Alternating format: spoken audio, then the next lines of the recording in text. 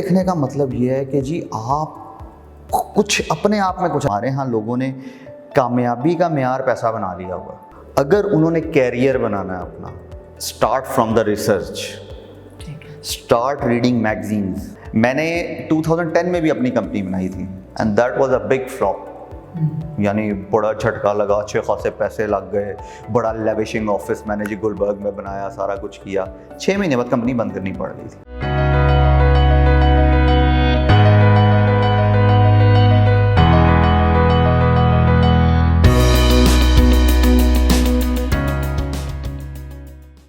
Welcome to इल्म की दुनिया। आज हम बात करेंगे अहमद मंजूर साहब के साथ। उनसे जानेंगे कि वो कामयाबी की दुनिया में कैसे दाखिल हुए और उनकी जो स्ट्रगल है वो आपके लिए कैसे इंस्पिरेशनल साबित हो सकती है।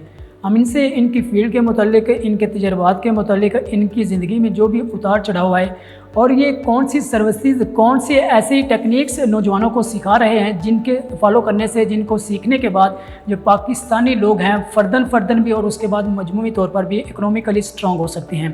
अस्सलाम वालेकुम अहमद मंजूर साहब, कैसे मजाज हैं आपके? वालेकुम सलाम नवीद भाई, अल्हम्दुलिल्लाह, आप सुनाइए। अल्हम्दुलिल्लाह। हमारे यहाँ ऐसा होता है कि लोग खुद कुछ नहीं होते और वो मशवरा देना शुरू कर देते हैं, लेकिन आपका जो मैंने पोर्टफोलियो देखा तो खुशी हुई कि आपने बहुत ज़्यादा काम किया हुआ है। मुझे ज़रा अपने मुतालिक बताइएगा कि आप इस वक्त किस स्टेटस पर हैं? मैं बचपन से लर्नर हूँ, आज भी लर्नर ही हूँ जी। मैं लर्न ही कर रहा हूँ। नहीं, आपकी कंपनी है ना ब्लॉकचेन? पाकिस्तान ब्लॉकचेन इंस्टीट्यूट है। एक्चुअली 3 कंपनीज हैं मेरी। एक ANZ टेक्नोलॉजीज़ है, एक पाकिस्तान ब्लॉकचेन इंस्टीट्यूट है और एक अभी रिसेंटली बनाई है पाकिस्तान स्मार्ट कॉन्ट्रैक्ट अकेडमी। अच्छा, उस पर भी कोई बहुत ज़्यादा फोकस नहीं है, लेकिन ज़्यादा पॉपुलर हो गया मैं पाकिस्तान ब्लॉकचेन इंस्टीट्यूट के उससे। द रीज़न बिहाइंड कि जी लोग मुझे बहुत ज़्यादा ब्लॉकचेन के हवाले से जानते हैं। जितने भी आपके अभी भी वो देख रहे होंगे सब लोग, तो वो मुझे ब्लॉकचेन के हवाले से ज़्यादा जानते हैं। इमर्जिंग टेक्नोलॉजीज़ पे मेरा ज़्यादा फोकस रहा है। अच्छा, बचपन से है, यानी कि ये नहीं है कि जी मैं कोई अभी से टेक्नोलॉजी में हूँ। जो मैंने अपना पहला टेक मैगज़ीन पढ़ा था ना, I was in 7th class at that time. ठीक है, वो मेरे वालिद साहब एक कॉन्फ्रेंस पे गए थे तो मेरे लिए लेके आया था, देखो ये क्या है दुनिया में क्या। यानी फैमिली का जो सिस्टम था उससे आपको बेनिफिट मिला? जी हाँ, my father is an engineer और मेरी मदर क्योंकि MBBS डॉक्टर हैं, तो यानी कि एक फैमिली का कुछ ऐसा बैकग्राउंड था। हाँ, अगर आप मेरे बैकग्राउंड की बात करें तो मुझे शुरू में डिलेक्सिया की प्रॉब्लम थी। ठीक है, मैं यानी पढ़ लिखने का वो जो प्रॉब्लम था ना, वो है नहीं रट्टा तो एक अलग चीज़ था, किताबें पढ़ने में भी इशू होता था। ठीक है, वो होता ना डांसिंग चीज़ें, ठीक है, तो वो इशू रहा है मेरे साथ। बट मेरे पेरेंट्स की वजह से आई गॉट दैट जल्दी मुझे, यानी कि वो जो चीज़ है मिल गई। देन जो है ना, वहाँ से वो फिर एक सफ़र शुरू हुआ। I am very good with images, to understand images. तो मुझे अभी भी, यानी मैं लोगों को नॉर्मली बात कर रहा हूँ तो इन्फोग्राफिक्स में बात करो, ठीक है, यानी कि इन्फोग्राफिक्स में बात करो। दुनिया पढ़ने के लिए कोई दुनिया नहीं है। अब मेरे लिए सबसे आसान काम ये होता है, कल बल्कि मैं आपको कल की एक बात बताता हूँ कि जी ये जो फेसबुक डाउन हुआ और सारा कुछ हुआ, तो मेरे एक फेसबुक फ्रेंड हैं, उन्होंने ना जी, अब मैंने एक बहुत बड़ा टेक्स्ट उधर लिख दिया, एक बंदे ने लिखा हुआ था, वो मैंने कॉपी पेस्ट कर दिया कि ठीक है जी दिस इज़ द प्रॉब्लम। वो मुझे कहते हैं कि अहमद भाई प्लीज़ आप जो है ना इसको एलेबोरेट कर दें अपनी सादा ज़ुबान में अपने यूट्यूब चैनल पे और डिफरेंट जो। वो मैंने कहा ओके, मैंने जाके जी उसको 2 लफ्ज़ों में जो है ना मैंने एलेबोरेशन करके 3-4 मिनट की वीडियो बनाई, जिसके अंदर से मेरा ख्याल है वो 30 सेकंड की वो वीडियो है कि जिसके अंदर ये बताया कि ये है क्या, हुआ क्या था उसने, वो मैंने डाल दी। तो this is good for me कि जी मैं चीज़ों को एलेबोरेट आसानी से कर लेता हूँ। ठीक है, अब अगर मुख्तसरन अल्फाज में बताएं तो ये क्या वजह थी जो तमाम सोशल मीडिया की जो साइट्स में बंद हो गई थी? सोशल मीडिया की तमाम साइट्स बंद नहीं हुई थी, सिर्फ 3 जो फेसबुक ओन करता है 3 सर्विसेज बंद हुई थी। मेरे साथ ये एक्सपीरियंस इसलिए ज़्यादा वो हुआ, at that time I was actually live with my friend on Instagram, तो यकदम डाउन हो गया सारा कुछ। तो वो अच्छा एज ए नेटवर्क्स, क्योंकि मेरा बैकग्राउंड नेटवर्क्स का है, तो फ़ौरन ज़हन में आया कि कुछ ना घपला हुआ है, क्योंकि फ़ौरन फेसबुक पे जाके देखा, फ़ौरन व्हाट्सएप पे देखा, क्योंकि मैंने उस बंदे को ना उसी टाइम व्हाट्सएप पे मैसेज किया कि यार तेरी साइट डाउन हो गई, तू डिस्कनेक्ट हो गया। तो वो फिर देखा कि मैं भी डिस्कनेक्ट हूँ। अच्छा जी, व्हाट्सएप पे मैसेज भी नहीं जा रहा, तो वो फिर मैंने फेसबुक पे जाके चेक किया, पता लगा कि तीनों चीज़ें आपस में, इसका मतलब उनके सर्वर्स डाउन हो गए। अच्छा, अब सर्वर्स डाउन होने का मतलब जो हमारे यहाँ लोग गॉसिप बना देते हैं ना कि हमारा पता नहीं डेटा बड़ा इंपॉर्टेंट है, चोरी हो रहा है जी। अच्छा, उनको और कोई डेटा नहीं चाहिए, उनको पाकिस्तान का डेटा ही चाहिए सिर्फ, ठीक है। तो अच्छा, अब हुआ ये असल में कि वहाँ पे ना वो लोग कुछ कॉन्फ़िगरेशन कर रहे थे या कर बैठे हुए थे या कुछ था, तो कॉन्फ़िगरेशन की वजह से उसकी कनेक्टिविटी टूट गई थी दरअसल। ठीक है, जस्ट लाइक वैसे कि आप एक जो घर का राउटर है, अब बाहर वाले नेटवर्क से जब वो जुड़ता है ना, तो वहाँ पे सपोज करें आप IP एड्रेस गलत डाल दें, तो डिस्कनेक्ट हो जाता है। यानी जब आपको वो आप करके अपनी कंप्लेन लिखवाते हैं ना फ़ोन पे, तो वो कहता है अपना नेट चेक करें, इस पे लाइट चेक करें, यही कुछ वो कर रहे होते हैं, right. So that's the reason जिसकी वजह से उनका एक्चुअली फेसबुक, हमें लगता है कि हम फेसबुक से कट गए थे, फेसबुक दुनिया से कट गया था। ठीक है, ओवरऑल दुनिया पूरी दुनिया से खत्म हो गई जिसकी कनेक्टिविटी, मतलब कि वो इंटरनेट से कनेक्ट नहीं हो पा रहे थे। सो ये रीज़न थी सिर्फ, जिसको कोई कुछ कर, बल्कि कल एक और बड़ी मजे की मेरी नज़र से गुजरी, मैंने अपनी वीडियो में भी इसका तज़किरा किया था। किसी ने कहा कि जी वो शाहरुख का बेटा किसी चक्कर में पकड़ा गया, ठीक है जी, तो देखें जी शाहरुख की पावर देखें, उसने पूरा फेसबुक बंद करा दिया, व्हाट्सअप बंद करा। लोग, यानी हम लोग हैं एक्चुअली मिथ्स के पीछे भागने वाले लोग। मिथ्स कुछ नहीं होते, हमें एज ए पढ़ी, अगर हमने अपना आपको पढ़ा लिखा साबित करना, जैसे जो आप लोगों का मोटिव है, जो आपने मुझे बताया था इल्म की दुनिया का, माशाल्लाह, वो ये है कि लोगों तक सच्चाई पहुंचे, रादर देन के जी वो जो है ना मिथ्स में घूमते फिरते रहें कि रियल नॉलेज उन तक पहुंचे, एजुकेट हों, ताकि वो खुद क्वेश्चन कर सकें। एग्जैक्टली वो हमारे यहाँ एक्चुअली शुरू से ये चीज़ डाल दी थी, भाई क्वेश्चन क्यों कर रहे हो, क्वेश्चन नहीं बनता, हर चीज़ में क्वेश्चन बनता। इमर्जिंग टेक्नोलॉजी की आपने बात की कि टेक्नोलॉजी में बहुत इम्प्रूवमेंट हो रही है आए रोज़, क्या इससे अनएम्प्लॉयमेंट नहीं क्रिएट होगी? नहीं। अच्छा, इसकी मैं मिसाल नॉर्मली जो देता होता हूँ वही मिसाल दूंगा। यानी आप इसको ऐसे सोच लीजिए कि 10 कश्ती चलाने वाले लोग हैं जो कि चप्पुओं से कश्ती चलाते हैं।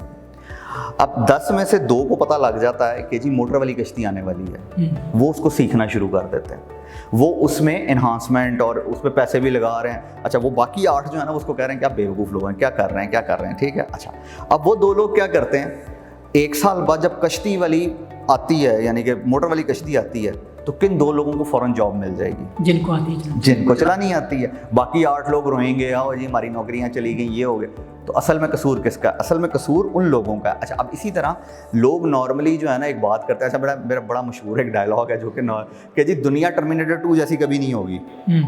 अच्छा, ठीक है, वो जो दिखाते हैं ना रोबोट्स आ जाएंगे, AI आ जाएगी और ये हो जाएगा, ओहो पता, ऐसा कुछ नहीं होने वाला, जैसे मूवीज़ में दिखाते हैं।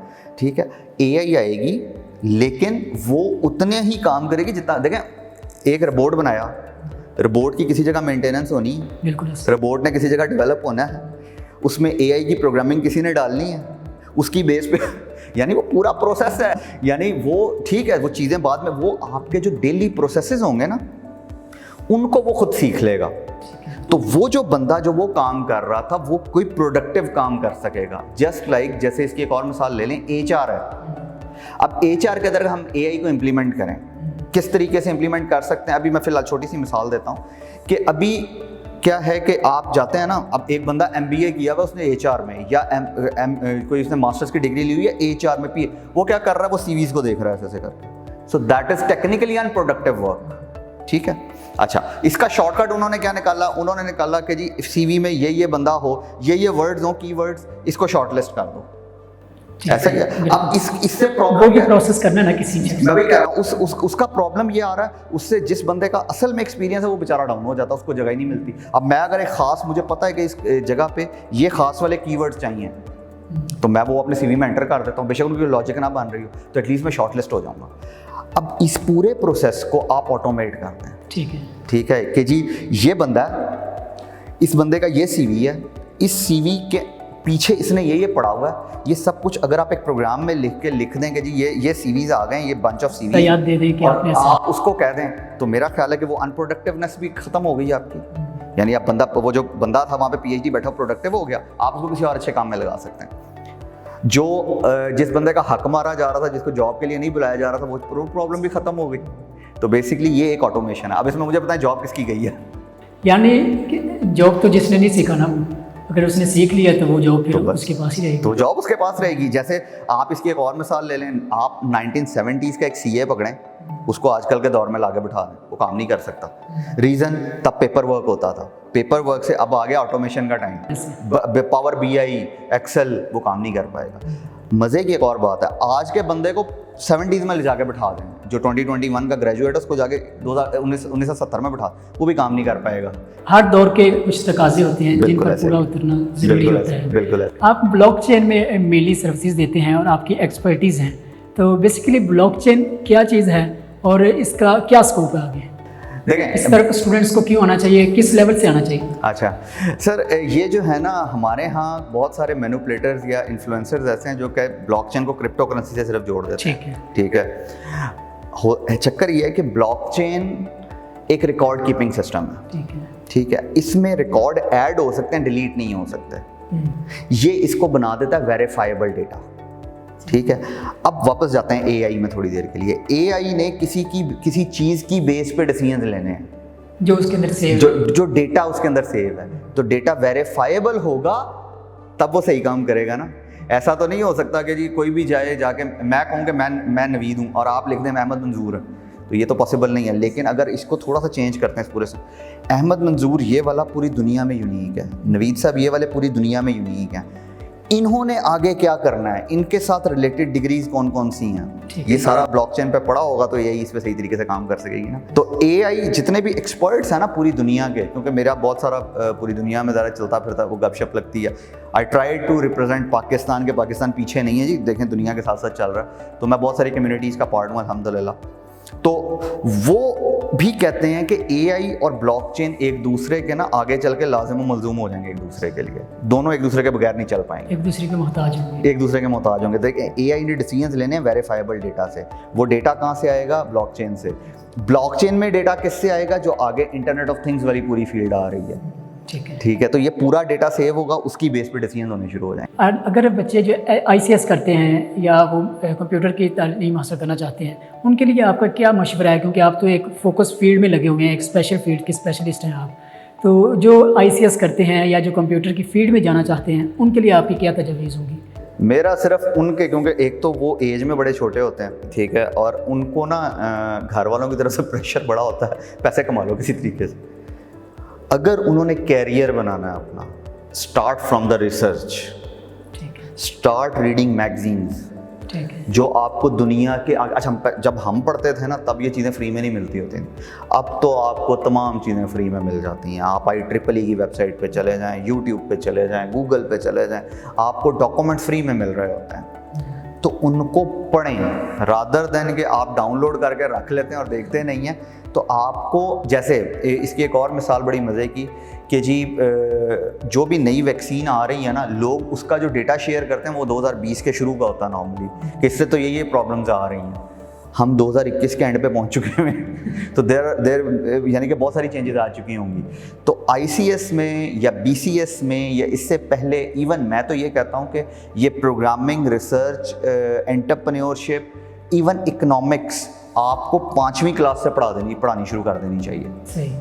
यानी एक बार उनको आप इलेक्टिव सब्जेक्ट्स दे दें कि if you want to be a researcher this is your subject, if you want to be a economist this. यानी आप इमेजिन करें हमारे मुल्क में इकोनॉमिस्ट आई नहीं।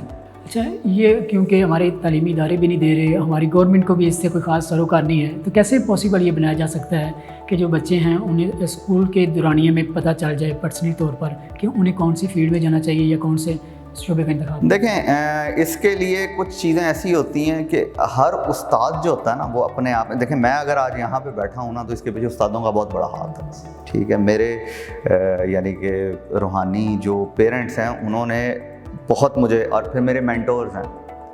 अपनी ज़िंदगी में कोई एक मेंटोर ढूंढ लें, ये बड़ा इंपॉर्टेंट है, क्योंकि हमारे यहाँ लोगों को लगता है कि हम ना सो कॉल्ड खुद ही सारा कुछ कर सकते हैं। ऐसा कुछ नहीं है वो हमारा। अच्छा, फिर दूसरी एक और मज़े की बात है, हमारे यहाँ लोगों ने कामयाबी का मेयार पैसा बना लिया हुआ। ये बंदा ज़्यादा तनख्वाह लेता बहुत कामयाब है, बेशक वो बेचारा जाके जो है ना बॉस के कदमों में बैठा रहता हो, ये काहे की कामयाबी है? ठीक है ना।